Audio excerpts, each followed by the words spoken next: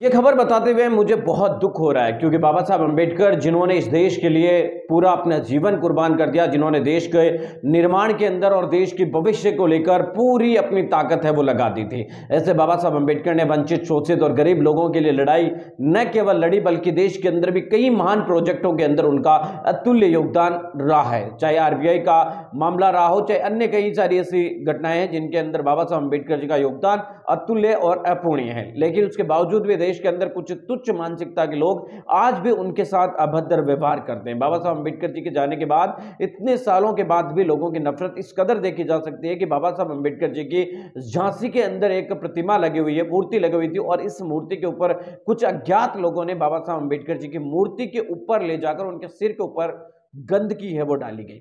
हालांकि पुलिस के द्वारा यह कहना है कि सब्जी जो है बाबा साहब अम्बेडकर एक थैली के अंदर सब्जी डालकर, उनकी पॉलीथीन की थैली के अंदर सब्जी डालकर उनके ऊपर डाली गई थी, और इस घटनाक्रम के सामने आने के बाद लोगों में काफी ज्यादा आक्रोश है।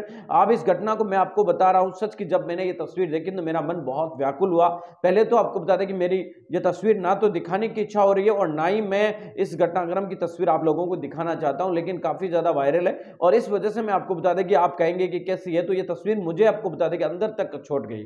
इस घटनाक्रम के सामने आने के बाद अब झांसी पुलिस का भी बयान सामने आया है। झांसी पुलिस ने मामले में अपनी प्रतिक्रिया देते हुए लिखा है, सूचना पर तत्काल पुलिस मौके पर पहुंचकर मूर्ति पर पॉलीथीन की रखी हुई पकी हुई सब्जी को हटावाकर मूर्ति को साफ करवा दिया गया। थाना नवाबाद पर सुसंगत धाराओं में अभियोग पंजीकृत कर अगेतर विधिक कार्रवाई की जा रही है। मौके पर पूर्ण रूप से शांति है।